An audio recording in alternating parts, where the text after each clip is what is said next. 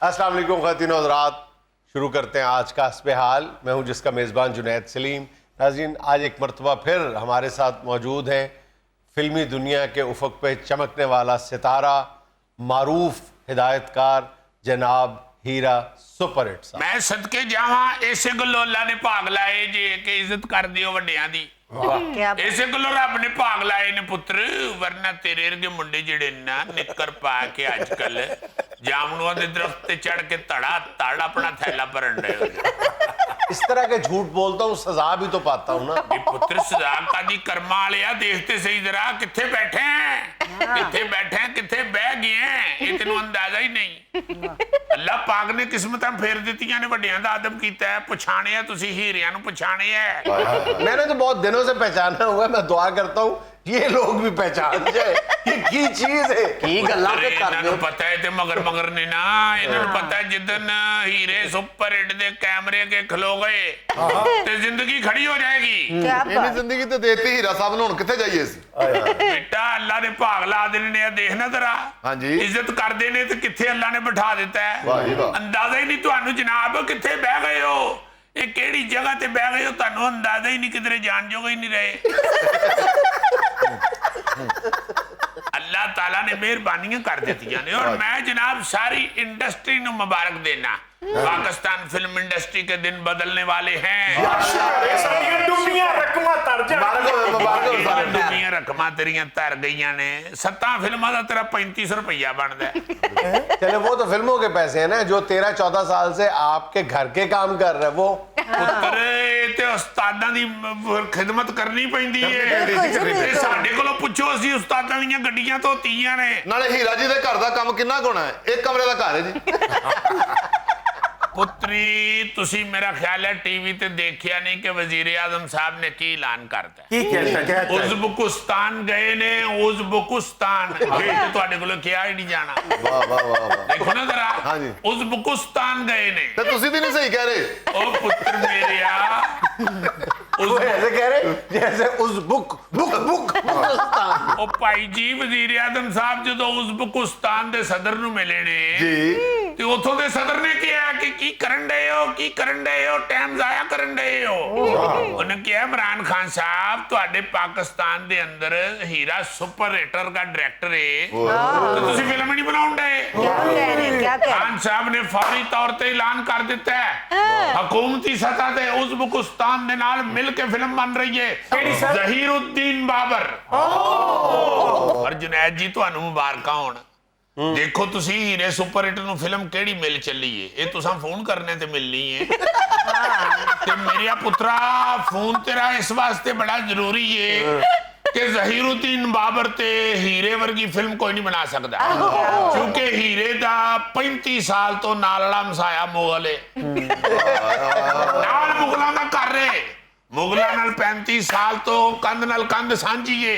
उत्तों पुत्री ये भी तुहानू दसदा जावां कि जेड़े ज़हीरुद्दीन बाबर ते फिल्म बन रही है, बाबर डार मेरा बचपन दा क्लास फेलो जी। आजकल माशाल्लाह जेलम च डिस्ट्रिक्ट प्रोसिक्यूटर लगा है। कहंदा है कि हीरे जो कहेगा बाबर दा तेनू दसांगा। ते बाबर ते फिल्म जो मैं शुरू करनी है ना, ते जुनैद साहब तुसां वेखना है कि हाल दे विच सीटियां ते नारे किवें वजने। हीरा जी टाइटल कौन करेगा?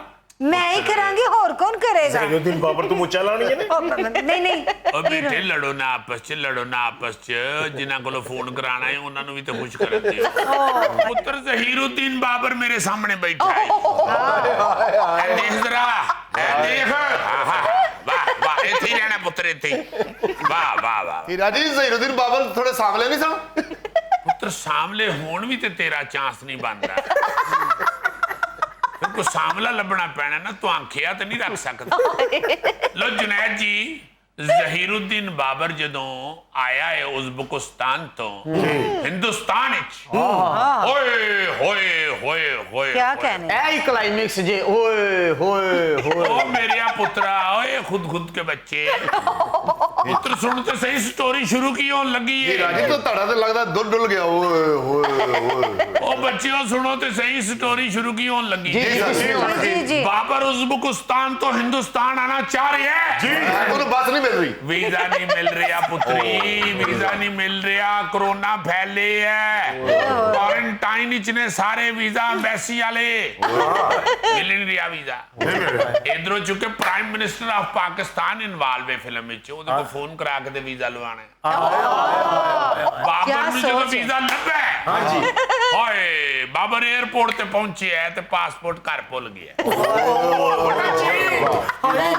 ਦੁਨੀਆ ਪਾਗਲ ਹੋ ਜਾਏਗੀ, ਦੁਨੀਆ ਤੇ ਪਾਗਲ ਹੋ ਜਾਏਗੀ। ਪੁੱਤਰ ਘਰ ਗਿਆ, ਪਾਸਪੋਰਟ ਖੋਲ ਕੇ ਵੇਖਿਆ ਸੂ ਤੇ ਪਾਸਪੋर्ट एक्सपायर हो गए हैं। होगा एयरपोर्ट पे सारे प्रवास के लिए घोड़े तैयार और एयरपोर्ट पे पासपोर्ट नहीं पुत्री मेरी गल सुनो, फिल्म डैमेज ना करो मेरी। जो मैं ਤੁਹਾਨੂੰ ਬਾਬਰ ਰੱਖ ਲਿਆ ਤੇ ਫਿਲਮ ਨਾ ਹਲਾਓ ਮੇਰੀ। ਦੇਖੋ ਜਦੋਂ ਪਾਸਪੋर्ट एक्सपायर ਨਿਕਲੇ ਹੈ जी जी ਤੇ ਫਲਾਈਟ ਜਾਣ ਚ ਸਿਰਫ 3 ਘੰਟੇ। ਬਾਬਰ ਨੇ ਸਾਈਕਲ ਫੜੀਏ ਨਿਕਲਿਆ ਘਰੋਂ, ਪਾਸਪੋर्ट ਆਫਿਸ ਪਹੁੰਚਿਆ, ਉੱਥੋਂ ਜਾ ਕੇ ਉਜ਼ਬੇਕਿਸਤਾਨ ਦੇ ਵਜ਼ੀਰ ਆਜ਼ਮ ਕੋਲ ਫੋਨ ਕਰਾਇਆ ਕਿ ਪਾਸਪੋर्ट ਉਜ਼ਬੇਕ ਬਣਨਾ ਹੈ। ਵੀਜ਼ਾ ਪਾਕਿਸਤਾਨ ਦਾ ਚਾਹੀਦਾ ਸੀ ਤੇ ਇਮਰਾਨ ਖਾਨ ਸਾਹਿਬ ਕੋਲ ਫੋਨ ਕਰਾ ਲਿਆ, ਉੱਥੋਂ ਹੁਣ ਪਾਸਪੋर्ट ਬਣਨਾ ਉਜ਼ਬੇਕ। सारी फिल्म सिफारशी है। ਕੀ ਕਰਦੇ ਹੋ ਪਏ, ਇਹੋ ਹੀ ਤੇ ਟਰਨਾ ਨੇ, ਇਹੋ ਹੀ ਤੇ ਮੋੜ ਨੇ ਕਹਾਣੀ ਚ। ਉਜ਼ਬੇਕ ਵਜ਼ੀਰ ਆਜ਼ਮ ਨੇ ਜਦੋਂ ਫੋਨ ਕੀਤਾ ਤੇ ਪਾਸਪੋर्ट ਅੱਧੇ ਮਿੰਟ ਚ ਛਪ ਕੇ ਬਾਹਰ ਆ ਗਿਆ। क्या बात, ਪੁੱਤਰ ਟਰਨਾ ਹੀ ਟਰਨਾ ਜੇ ਫਿਲਮ ਚ। ਜਦੋਂ ਪਾਸਪੋर्ट ਤੱਤਾ ਹੱਥ ਚ ਆਇਆ ਹੈ ਬਾਬਰ ਦੇ, ਤੇ ਉਹਨੇ ਖੋਲ ਕੇ ਵੇਖਿਆ ਤੇ ਫੋਟੋ ਉੱਤੇ ਲੇਡੀਜ਼ ਲੱਗੀ। क्या बात। ਹੁਣ ਦੇਖੋ ਜਰਾ ਉਧਰੋਂ ਜਹਾਜ਼ ਦੇ ਵਿੱਚ ਕੁਰਸੀਆਂ ਦੇ ਉੱਤੇ ਕੱਪੜੇ ਵੱਜਣ ਲੱਗ ਪਏ ਨੇ, ਯਾਨੀ ਦਿਖਾ ਰਹੇ ਆ ਕਿ ਜਹਾਜ਼ ਉੱਡਣ ਵਾਲਾ ਏ। ਹਲਕੇ ਹਲਕੇ ਪੱਖੇ ਵੀ ਟੁਰ ਪਏ ਨੇ, ਉਧਰੋਂ ਫੋਟੋ ਗਲਤ ਲੱਗ ਗਈ ਏ। ਦੇਖੋ ਜਰਾ ਇਹ ਲੋਕਾਂ ਦਾ ਕਿਵੇਂ ਹਾਲ ਕੀ ਹੋਣਾ ਹੈ, ਮੂੰਹ ਖੁੱਲੇ ਰਹਿ ਜਾਣਗੇ क्या ਦੁਆਵਾਂ ਮੰਗਣ ਲੱਗ ਪੈਣਗੇ, ਯਾ ਅੱਲਾ ਬਾਬਰ ਜਹਾਜ਼ 'ਚ ਚੜ ਜਾਵੇ। ਹੈ ਜੀ ਫੌਰੀ ਤੌਰ ਤੇ ਜਦੋਂ ਉਹਨੇ ਆਖਿਆ, ਉਹਨਾਂ ਨੇ ਕਿਹਾ ਵੱਡੇ ਅਫਸਰਾਂ ਨੇ, ਓਏ ਵਜ਼ੀਰ ਆਜ਼ਮ ਦਾ ਫੋਨ ਆਇਆ ਸੀ, ਛੇਤੀ ਕਰੋ। ਦੁਬਾਰਾ ਫੋਟੋ ਬਦਲ ਕੇ ਜਦੋਂ ਫੜਾਇਆ ਪਾਸਪੋर्ट ਤੇ ਉੱਥੋਂ ਨੱਸਿਆ ਬਾਬਰ 에ਅਰਪੋਰਟ 에ਅਰਪੋਰਟ ਤੇ ਜਦੋਂ ਪਹੁੰਚਿਆ ਤੇ ਦੂਜੀ ਟਰਨ ਦੇਖੋ, ਉਹਨਾਂ ਕਿਹਾ ਭਾਈ ਜੀ ਤੁਸੀਂ ਨਹੀਂ ਚੜ ਸਕਦੇ, ਤੁਸੀਂ ਵੈਕਸੀਨੇਸ਼ਨ ਨਹੀਂ ਕਰਾਈ। ਇਹ ਦੇਖੋ ਜਰਾ, ਜਦੋਂ ਬਾਬਰ ਭੱਜ ਕੇ ਗਿਆ ਤੇ ਸਾਈਕਲ ਕਿੱਥੇ ਗਈ? ਪੁੱਤਰ ਸਾਈਕਲਾਂ ਸੂਕਲਾਂ ਛੱਡ ਦੇ, ਉਹ ਭੁੱਲ ਜਾ ਤੂੰ ਵੇਖ ਬਾਬਰ ਨੂੰ ਮੈਂ ਫੇਰ ਕਿਵੇਂ ਡੱਕਿਆ ਜੀ। ਤੁਸੀਂ ਕੋਰੋਨਾ ਵੈਕਸੀਨ ਨਹੀਂ ਕਰਾਈ ਜਨਾਬ, ਤੇ ਚੱਲੇ ਕਿੱਥੇ ਹੋ? यार क्यों बाबर को इतना खज्जल कर रहे हो? ਪੁੱਤਰ ਤਾਂ ਹੀ ਤੇ ਤੈਨੂੰ ਪਾਇਆ, ਪੜਿਆ ਲਿਖਿਆ ਆਦਮੀ ਇਹ ਖੱਜਲ ਖਰਾਬੀ ਸਹਿ ਜਾਏਗਾ। ਜੇ ਬਾਬਰ ਮੈਂ ਕੋ ਮਾੜਾ ਪਾ ਲਵਾਂ ਤੇ ਉਹ ਤੇ ਰੋਣ ਲੱਗ ਪਏਗਾ। क्या ਲਓ ਜੀ ਜਦੋਂ ਜਹਾਜ਼ ਦੇ ਪੱਖੇ ਤੇਜ਼ ਹੋਏ ਨੇ ਤੇ ਅਸੀਂ ਜਹਾਜ਼ ਦੀ ਖਿੜਕੀ ਚੋਂ ਸਿਰ ਬਾਹਰ ਕੱਢਨੇ ਆ ਹੀਰੋਇਨ ਦਾ। ਇਹ ਮੇਰੀ ਸ਼ਹਿਜ਼ਾਦੀ ਦਾ ਕਲੋਜ਼ ਆਇਆ ਜਦੋਂ, ਤੇ ਇਹਨੇ ਹਲਕਾ ਜਿਹਾ ਮੂੰਹ ਚੁੱਕਿਆ, ਬਾਬਰ ਕਿੱਥੇ ਰਹਿ ਗਏ ਹੈ? बाबर किथे रह गए हैं? ਪੁੱਤਰ ਨਹੀਂ ਹੋ ਗਈਆਂ, ਸਾਹਮਣੇ ਬੈਠਾ ਹੈ। ਇਹ ਪੁੱਤਰ ਉਦੋਂ ਕਹਿਣਾ ਜਦੋਂ ਜਹਾਜ਼ ਚੋਂ ਮੂੰਹ ਬਾਹਰ ਕੱਢੇ। ਲਓ ਜੀ ਜਦੋਂ ਹੀਰੋਇਨ ਨੂੰ ਬਾਬਰ ਨਜ਼ਰ ਨਹੀਂ ਆਇਆ, ਆਈ ਮੀਨ ਹੀਰੋ ਨਜ਼ਰ ਨਹੀਂ ਆਇਆ, ਤੇ ਹੀਰੋਇਨ ਨੇ ਕੀ ਸਿਆਣਫਤ ਕੀਤੀ ਏ, जी जी। ਆਪਣਾ ਦੁਪੱਟਾ ਬਾਹਰ ਕੱਢ ਕੇ ਉਡਾਇਆ ਏ ਤੇ ਪੱਖੇ ਦੇ ਪਰਾਂ 'ਚ ਫਸਾ क्या कहने, अरे क्या बात है। ਇਹ ਦੇਖੋ ਜਰਾ ਕੀ ਟਰਨਾਂ ਆ ਰਹੀਆਂ ਨੇ। क्या बात है हीरज? ਇੰਨੀਆਂ ਕਲਰ ਘਰ 'ਚ ਟਰਨਾਂ ਨਹੀਂ ਜਿੰਨੀਆਂ ਫਿਰ ਸਟੋਰੀ 'ਚ ਪਾਤੀਆਂ। क्या बात? ਇਹ ਦੇਖੋ ਨਾ ਜਰਾ, 100 ਰੁਪਏ ਦੇ ਦੁਪੱਟੇ ਨਾਲ ਮੈਂ ਕੋਈ 100 ਕਰੋੜ ਦਾ ਜਹਾਜ਼ ਰੋਕ ਲਿਆ। ਤੋਬਾ ਤੋਬਾ ਤੋਬਾ ਤੋਬਾ। ਹੀਰਾ ਜੀ ਜਿੱਦਾਂ ਤੁਹਾਡਾ ਜ਼ਿਹਨ ਅੱਗੇ ਚਲਾ ਗਿਆ ਨਾ, ਉਹ ਮਹੀਨੇ ਕੇ ਬਾਅਦ ਤੁਸੀਂ ਪਾਗਲ ਹੋ ਜਾਣਾ। ਪੁੱਤਰੋ ਇੱਕ ਗੱਲ ਮੇਰੀ ਯਾਦ ਰੱਖੀ, ਜੀ ਜੀ हाँ ਮੈਂ ਤੈਨੂੰ ਦੱਸ ਦਿਆਂ ਕਿ ਬੰਦਾ ਆਰਟਿਸਟ ਜਿਹੜਾ ਦਿਲੋਂ ਹੁੰਦਾ ਨਾ, ਉਹ ਹੁੰਦਾ ਹੀ ਥੋੜਾ ਜਿਹਾ ਪਾਗਲ ਹੈ। ਵਾਹ ਜੀ ਵਾਹ। ਲਓ ਜੀ ਬਾਬਰ ਸਾਹਿਬ, या मेरी ਗੱਲ बात ਜਿਹੜੀ- सुने, मेरी बात सुने। अगर आप वाकईतन एक शाहकार फिल्म बनाना चाहते हैं ना बिल्कुल। बाबर पे, तो एटलीस्ट आपको तो उसके बाबरी बाबरनामा तो पढ़ लेना चाहिए ना। ਪੁੱਤਰੀ ਉਹਦੇ 'ਚ ਤੇ ਗਲਤ ਵੀ ਛਪਿਆ ਹੋ ਸਕਦਾ, ਤੇ ਮੈਂ ਦੱਸ ਰਿਹਾ ਵਾਂ ਮੈਂ ਮੂੰਹ ਤਰੂ ਰੋਜ਼ ਬਾਬਰ ਦੇ ਨਾਲ ਬੈਠਾ। ਵਾਹ ਜੀ क्या कहने जी ਮੈਨੂੰ क्या ਖੁਦ कहने? ਬਾਬਰ ਸਾਰੀਆਂ ਗੱਲਾਂ ਤੇ ਸੰਡਿਆ, ਤੇ ਮੈਨੂੰ ਤੁਸਕੋ ਇਹ ਬਾਬਰੀ ਪੜਨ ਦੀ ਕੀ ਲੋੜ ਹੈ? ਹੀਰਾ ਸਾਹਿਬ ਤੁਸੀਂ ਜਿਸ ਬਾਬਰ ਨਾਲ ਬੈੰਦੇ ਉਹਦੇ ਆਪਣੇ ਵਿਆਹ ਦੀ ਫਿਲਮ ਠੀਕ ਨਹੀਂ ਸੀ ਬਣੀ, ਤੁਸੀਂ ਉਹਦੀ ਜ਼ਿੰਦਗੀ ਤੇ ਫਿਲਮ ਬਣਾਉਣ ਟੁਰ ਪਏ। ਉਹ ਮੇਰੇ ਆ ਪੁੱਤਰਾ, ਅਸੀਂ ਉਹਦੀ ਜ਼ਿੰਦਗੀ ਤੇ ਫਿਲਮ ਨਹੀਂ ਬਣਾਣੀ, ਸਟੋਰੀ ਤੇ ਉਹਦੇ ਕੋਲੋਂ ਲੈਣੀ ਹੈ ਨਾ। ਗੱਲ ਸਮਝਿਆ ਕਰ ਲਓ ਜੀ, ਜਦੋਂ ਪੱਖੇ 'ਚ ਦੁਪੱਟਾ ਫਸੇ ਦੁਪੱਟਾ ਫਸਿਆ ਹੈ ਤੇ ਪੱਖਾ ਟਕ ਟਕ ਟਕ ਟਕ ਕਰਕੇ ਤੇ ਰੁਕ ਗਿਆ। क्या लो जनाब, अनाउंसमेंट हो गई है, सारी सवारियां नीचे उतर जाएं, जहाज 8 घंटे बाद चलेगा। ਵਾਰੇ ਵਾਹ फौरी तौर ते बाबर ने एक्सपो सेंटर फोन करके पूछा टीका कितनी देर च लग सकता। उन्हें भी 8 घंटे दसे। बाबर फिर बाहर निकलिया एयरपोर्ट तो उन्हें दुड़की लाती एक्सपो सेंट्रल वैक्सीनेशन कराने वास्ते। ਹੁਣ ਦੱਸੋ ਫਿਲਮ ਵੇਖੋ ਜਾਣ ਕਿੱਧਰ ਡਈ। हाय हाय। ਜਿੰਨਾ ਤੁਹਾਡਾ ਜ਼ਿਹਨ ਫਿਲਮ ਹਿੱਟ ਨਹੀਂ ਹੁੰਦੀ ਮੈਨੂੰ ਲੱਗਦਾ ਕੋਈ ਬਦਵਾ ਹੈ ਤੁਹਾਨੂੰ। आप कर क्या रहे हैं? बाबर को आपने चढ़ाया था उज़्बेकिस्तान के एयरपोर्ट से और वैक्सीनेशन आप करवा रहे हैं लाहौर के एक्सपो सेंटर में। ਪੁੱਤਰ ਉਜ਼ਬੇਕਿਸਤਾਨ ਵੀ ਬੜੀ ਤਰੱਕੀ ਕਰ ਗਏ ਆ, ਉੱਥੇ ਵੀ ਐਕਸਪੋ ਬਣ ਗਏ ਨੇ, ਉੱਥੇ ਵੀ ਹਰ ਸ਼ਹਿਰ 'ਚ ਐਕਸਪੋ ਹੈ। खुदा का नाम ले, सोर्स अच्छा बनाए इंफॉर्मेशन का। जो शहनशाह बाबर था उसने तो 3 या 4 शादियां की थी। आपका जो जेलम वाला बाबर दोस्त है उसकी तो पहली बीवी से जान निकलती है। ਉਹ ਪੁੱਤਰ ਅਸਾਂ ਤੈਨੂੰ ਪਾਣਾ ਏ, ਤੇਰੀਆਂ ਸੀ ਬਹਾਨੀਆਂ ਨੇ 3 ਸ਼ਾਦੀਆਂ, ਜ਼ਿਆਦਾ ਤੋਂ ਜ਼ਿਆਦਾ ਇhtiyat ਇਹ ਕਰ ਲਾਂਗੇ ਕਿ ਭਰਜਾਈ ਨੂੰ ਫਿਲਮ ਨਹੀਂ ਦੇਖਣ ਦੇ ਆ। ਜਿਹਦੇ ਕੋਲੋਂ ਤੂੰ ਛਿੱਤਰ ਖਾਣੇ ਅਸੀਂ ਉਹਦੇ ਕੋਲੋਂ ਬਚਾਂਗੇ ਨਾ। सियालकोट में वो फिल्म नुमाइश के लिए ना पेश कर। ਚਲੋ ਨਹੀਂ ਲਾਵਾਂਗੇ, ਮੈਨੂੰ ਪਤਾ ਬੇਟਾ, ਮੈਂ ਦੂਜੀ ਫਿਲਮ 'ਚ ਵੀ ਰੱਖਣਾ ਹੈ, ਮੈਂ ਆਪਣਾ ਹੀਰੋ ਤੇ ਨਾ ਡੈਮੇਜ ਕਰਾਣਾ। ਉਹ ਜਿਹੜੀ ਸਿਆਲਕੋਟ ਆਸੇ ਬਣਾਓਗੇ ਉਹ ਚ ਮੈਨੂੰ ਹੀਰੋ ਰੱਖ ਲੈਣਾ। ਬਿਲਕੁਲ ਠੀਕ ਹੈ, ਉਸ ਫਿਲਮ 'ਚ ਪੁੱਤਰ ਫੁੱਟਬਾਲ ਸੀਂਦਾ ਹੀਰੋ ਮੇਰਾ ਤੂੰ ਹੀ ਜੱਜ ਲੈ। ਲਓ ਮੇਰੀ ਜਾਨ, ਜਦੋਂ ਵੈਕਸੀਨੇਸ਼ਨ ਕਰਵਾ ਕੇ ਐਕਸਪੋ ਸੈਂਟਰ ਤੋਂ ਬਾਬਰ ਵਾਪਸ ਆਇਆ ਤਾਂ ਪੱਖੇ ਫੇਰ ਟੁਰ ਪਏ। ਹੀਰੋਇਨ ਦਾ ਫੇਰ ਮੂੰਹ ਬਾਹਰ ਆਇਆ। ਆਏ ਆਏ ਬਾਬਰ ਕਿੱਥੇ ਰਹਿ ਗਈ? बाबर किथे रह गए ਉਹ ਪੁੱਤਰ ਉਹ ਬੈਠਾ ਹੈ, ਚੌਂਕ ਦੇਣ ਹੋ ਗਈ ਹੈ। ਵੇਖੋ ਨਾ ਜ਼ਰਾ, ਹਲੇ ਫਿਲਮ ਬਣੀ ਨਹੀਂ ਤੇ ਹੀਰੋਇਨ ਮੇਰੀ ਪਾਗਲ ਹੋ ਗਈ। बंद करो यार अपनी फजूल फिल्म, ਭਾਈ ਜੀ ਇਹ ਸਟੋਰੀ ਅੱਗੇ ਟੁਰਨ ਲੱਗੀ ਜੇ। बस करो यार, बस करो। वजीर आजम ने दोबारा भी उज़्बेकिस्तान के दौरे पे जाना। नाज़रीन, यहाँ में लेना एक छोटा सा वक्फा, हमारे साथ रहिए। अच्छा भाईजान, मुझे बहुत सारे मेरे व्यूअर्स ने इस तरफ तवज्जो दिलाई है कि आप पिछले कुछ अरसे के दौरान 2-3 मरतबा टिकटॉक पर होने वाली उरियानी, फाशी और गुंडा कल्चर और ये जो टॉप 10 कल्चर है बदमाशों का, इसके हवाले से आप गुफ्तगू कर चुके हैं, लेकिन आप यूट्यूब पे बात क्यों नहीं करते? वो कहते हैं कि यूट्यूब इस वक्त बहुत बड़ा उरियानी, फाशी, वल्गैरिटी, ऑब्ससेनिटी और पता नहीं क्या कुछ ये फैलाने का जरिया बन चुका है। तो आप इस पर बात क्यों नहीं करते? हकीकतन देखा जाए ना तो टिकटॉक से कहीं ज्यादा इस वक्त जो गंदगी, गलाजत, उरियानी, फाशी फैला रहे हैं ना, वो यूट्यूब है। पूरी फिल्म सर, पूरी फिल्म अच्छा, यूट्यूब पर कई एडवांटेजेस हासिल है। टिकटॉक पर तो छोटी सी आप क्लिप देखते हो तो बात खत्म हो जाती है ना। यूट्यूब को एक एडवांटेज हासिल है, यूट्यूब पर बज़ाहिर जो पोर्नोग्राफी है ना उस पर तो पाबंदी है, यानी उरिया निगारी जो है ना वो उसकी इजाजत नहीं है, लेकिन उससे कमतर हर चीज वो जो है वो धड़ल्ले से दिखाई जा रही है यूट्यूब पे। और घरों में बच्चे बैठे होते हैं, उस पर कोई फिल्टर नहीं लगा होता, जो ही वो देखते हैं, यूट्यूब खोलते हैं तो पूरी दुनिया उनके सामने खुल जाती है। उसमें क्या है क्या नहीं है ना माँ बाप को पता है ना किसी और को पता है।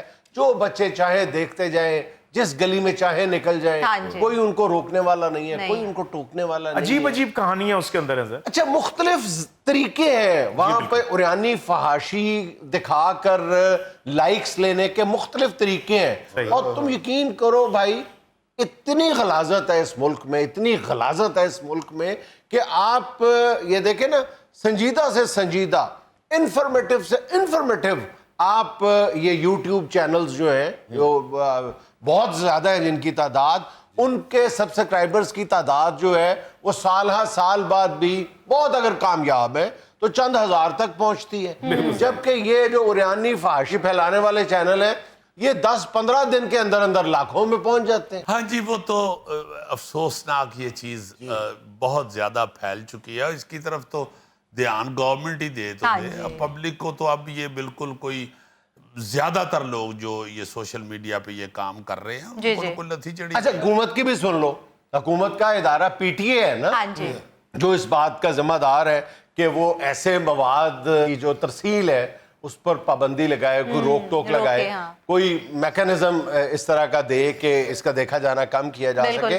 तो 1 साल पहले पीटीए ने यूट्यूब की इंतजामिया से कहा था कि जनाब वाला ये हमारे यहाँ जो यूट्यूब देखने वालों की एक बड़ी तादाद है वो ये मवाद देख रही है जो न्यूडिटी पे, ऑब्सिनिटी पे, इमोरलिटी, पता नहीं एक लंबी लिस्ट थी, सब कुछ पाया जाता है आपके इन यूट्यूब चैनल्स पे, तो कुछ करें इसका। तो उन्होंने जो जवाब दिया था ना, वो बतौर पाकिस्तानी किसी तौर भी मेरे लिए वो कोई खुशगवार और खुशकुन नहीं है।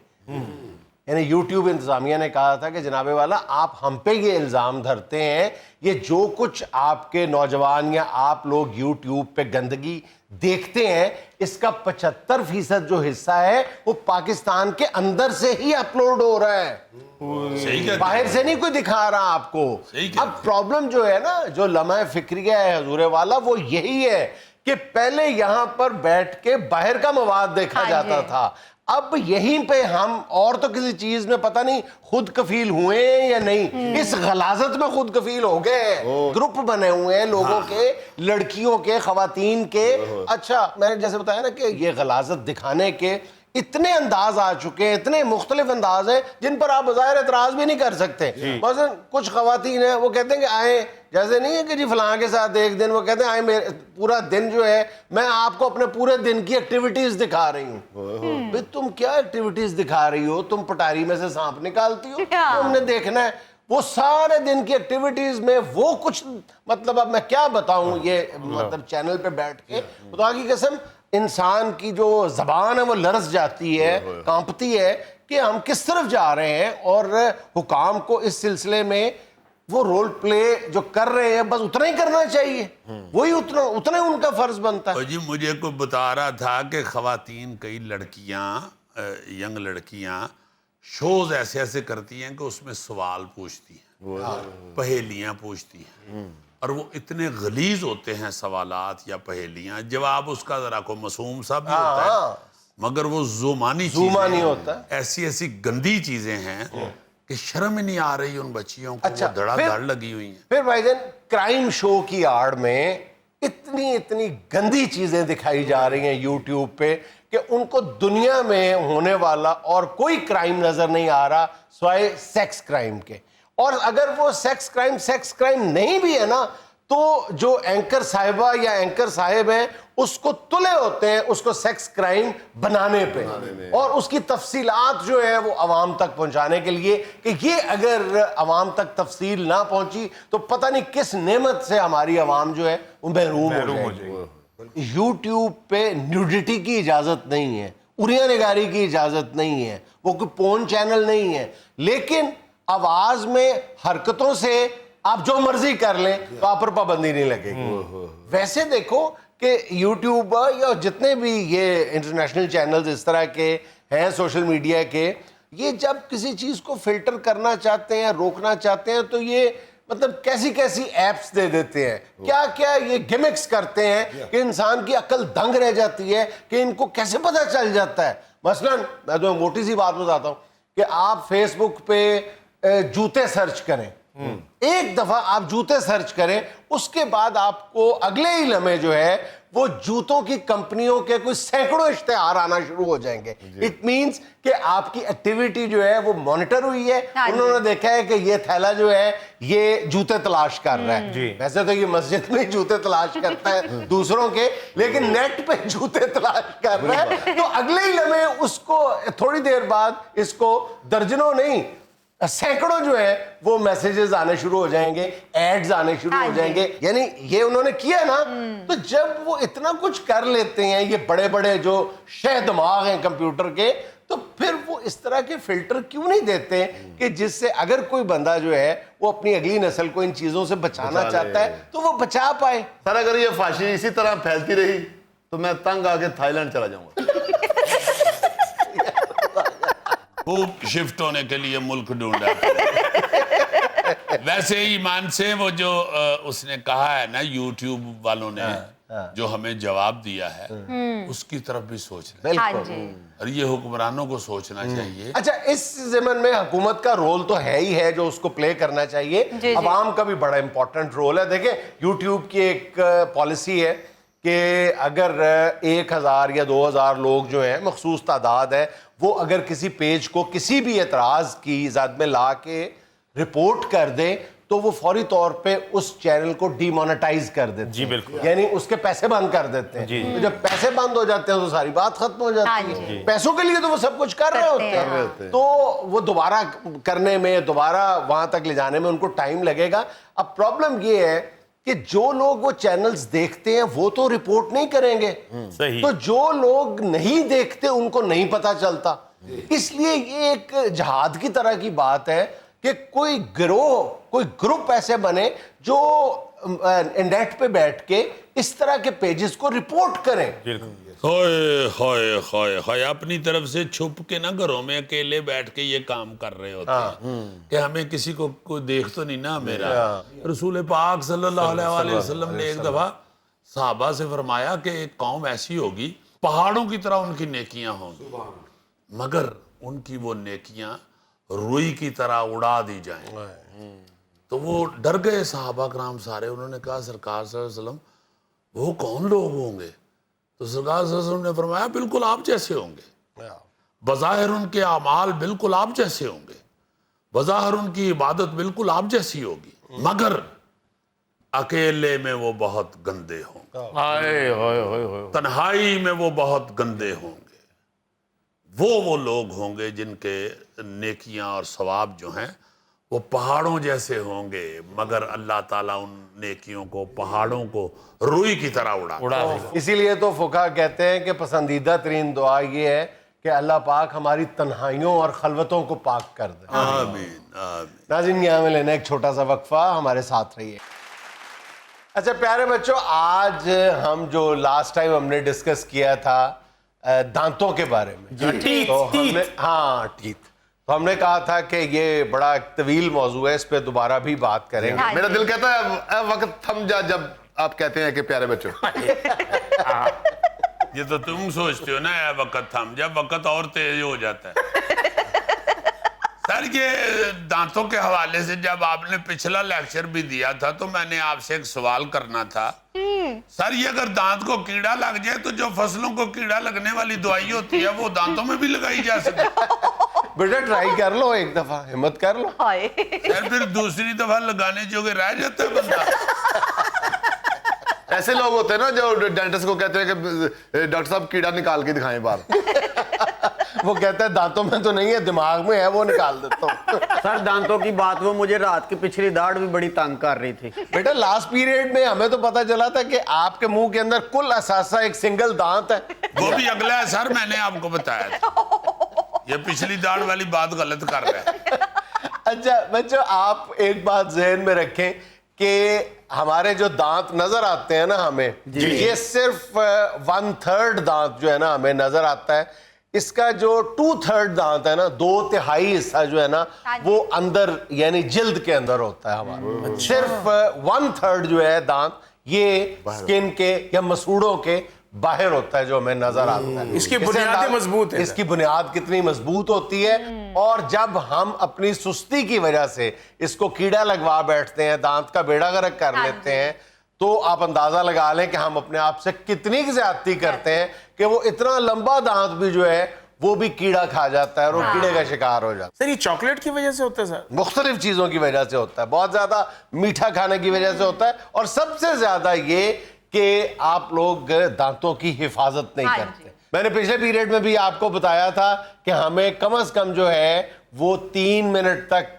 दांतों को ब्रश जरूर करना चाहिए। सर मुझसे 3 मिनट नहीं होता, मेरे घुट थक जाते हैं। क्योंकि मुझे जरा बुरश भी बड़ा करना पड़ता है और मैंने दोनों हाथों से पकड़ के करना। बेटा, फिर आसान तरीका ये है कि आप वाइपर मार लिया। सर ये तो आप साफ लाफ्टर ले रहे हैं। दांतों के ऊपर वाइपर कैसे? वाइपर तो प्लेन जगह पे मारा जाए। सर हम आपको फीस जुगते कराने की देते हैं। प्लीज तुम्हारे कैरियर का मुझे मसला सर। कोई एक फीस की रसीद दिखाओ जो आज तक आपने मुझे दी। सर आपको शागिर्द के साथ बोलने की तमीज नहीं, मेरे जवान बच्चे हैं। चलो बेटा, अब आपने बात खोल ही दी है तो फिर पूरी करो। ये कहो कि मेरे जवान बच्चों के जवान बच्चे हैं। हद हो गई है सर, बहुत अफसोस हुआ है। I am sorry sir. अच्छा बच्चों, आपने बहुत एक मारूफ मुहावरा है दांत निकालना, जी यानी मुस्कुराना। इसमें औरत और मर्द के हवाले से फितरत ने बहुत बड़ी एक तफरीक रखी हुई है। अच्छा जी। एक जदीद साइंसी रिसर्च हमें ये बताती है जी कि एक खातून जो है वो दिन में औसतन 62 दफा मुस्कुराती है, जबकि मर्द बेचारा बमुश्किल 8 बार मुस्कुराता है। और ये जुल्म पे जुल्म ये है कि मर्द सियालकोट गया हो तो वो 8 बार भी नहीं मुस्कुरा। हाय हाय हाय हाय सर, क्या कहने। बेटा शुरू में वो भी 62 बार ही मुस्कुराता था, जब से वो सियालकोट गया तब से वो 8 पे आया है। सर औरत दिन में कितनी दफा हंसती है? 62 मरतबा। हाँ, ये तो जिया से देखकर एहसास होता है। सर जी, आपने पिछली दफा बताया था कि दांतों को ब्रश भी करना चाहिए और इनको फ्लॉस भी करना चाहिए। मैं भूल गया हूँ सर जी, ये फ्लॉस क्या है? बेटा मैंने आपको बताया था कि फ्लॉस जो होता है ना, वो आमतौर पे धागे या नायलॉन के धागे से दांतों के दरमियान फेरते हैं, हलाल करते हैं, जैसे टूथपिक का करते हैं ना, तो वो करते हैं। और मैंने ये भी बताया था कि 35 से 40% जो दांतों की सफाई है वो सिर्फ फ्लॉस से ही मुमकिन है, और नायलॉन के फ्लॉस से मुमकिन है। धागे से और ज्यादा आप अपने दांतों के दरमियान जो है वो कोई ना कोई मटेरियल और फंसा लेते हैं। दूसरी बात बेटा, मैंने आपको ये बताई थी दांतों की सफाई के हवाले से कि दिन में 2 दफा जरूर दांत साफ करने हाँ चाहिए। एक और बात आप याद रखें कि जितनी जरूरी आपके दांतों की सफाई है, उतनी ही जरूरी आपके टूथब्रश की सफाई भी है। अच्छा, कई लोग ये समझते हैं कि जो टूथब्रश के ऊपर कवर होता है वो टूथब्रश को जरासीम से बचाता है, लेकिन जदीद रिसर्च ये कहती है कि टूथब्रश के ऊपर वो कवर नहीं देना चाहिए, क्योंकि फिर वो गीला रहता है, नमी का शिकार रहता है, और नमी में बैक्टीरिया ज्यादा ग्रो करता है। इसलिए उसको खुश्क और हवादार जगह पे रखना चाहिए, लेकिन किसी ना किसी अंदाज में उसको कवर करना चाहिए, किसी अलमारी में, किसी ड्रॉ में, इस तरह की जगह पे रखना। बिल्कुल ठीक है। और ब्रश करने के बाद, दांतों में फेरने के बाद उसे अच्छी तरह धोना भी चाहिए। अच्छा बच्चों, मुझे एक सवाल का जवाब दें। क्या आप जानते हैं कि दांतों के हवाले से कौन सी मारूफ शख्सियत जो है सारी जिंदगी मुसीबत और अजाब का शिकार रही है? सर मुझे पता है, मगर मैं जवाब दूंगा तो आप फिर ज़हन में सोचेंगे आगे से जवाब देते हो। कौन है बताएं? सर मेरे दादा के बड़े भाई। अच्छा, वो मारूफ क्यों थे? सर सारी जिंदगी बेचारे दांतों के पीछे ही खजल होते रहे हैं। और मरूफ इसलिए थे सर कि उन्होंने मेरे दादे की जमीन पे कब्जा किया हुआ। वो मारूफ शख्सियत पता है कौन थी? पहला अमेरिकी सदर जॉर्ज वॉशिंगटन। उनके दांतों के बारे में कहा जाता है कि ये लकड़ी के दांत थे, और उनके दांतों पर बहुत बहस होती है, और कई जगह पे वॉशिंगटन के दांतों का जिक्र आता है, और यही कहा जाता है कि ये लकड़ी के थे दांत। वो लकड़ी के नहीं थे वो, बल्कि उनके मसनूई दांत बनाए गए थे। उसमें हाथी दांत भी शामिल था, उसमें सोना भी शामिल था, उसमें डायमंड भी शामिल था, उसमें इंसानी दांत भी शामिल थे, उसमें गधे के दांत भी शामिल थे, उसमें हिप्पोपोटामस के दांत भी शामिल थे। सर इन सारों की खसूसियात उन सदर में पाई जाती थी। इसी वक्त हिनहिनाते भी थे सर। अच्छा, अमेरिका की बात चलिए तो आपको यह भी बता दूं कि अमेरिका वो वाहिद मुल्क है जहां पे कई दहाइयों तक जो डेंटिस्ट्री थी ना, जो दंदान साजी का काम है, ये लोहार या घोड़ों के खुर बनाने वाले ये सर अंजाम देते थे। और चंगे रहे हो। अच्छा सर, वैसे आपकी बड़ी मेहरबानी, आप दांतों पे लेक्चर देते हैं। बुजुर्ग कहा करते हैं कि जो इंसान की सेहत है ना, वो इन 32 दांतों में पिन्हा। मैंने आपको बताया तो था पिछले लेक्चर में कि अगर आप अपने दांतों की सफाई रखते हैं तो सिर्फ दांतों का फायदा नहीं करते, आप दर्जनों बीमारियों से बचते हैं। लेकिन ना, जब आमतौर पे कहा जाता है कि हार्ट अटैक होता है तो उसका एक जो सिंबल या सिग्नल है वो ये होते है कि आपके जबड़े में दर्द होती है। क्यों होती है? वो इसी वजह से होती है कि दांतों का गहरा ताल्लुक है दीगर अमराज के साथ। बहुत अच्छी।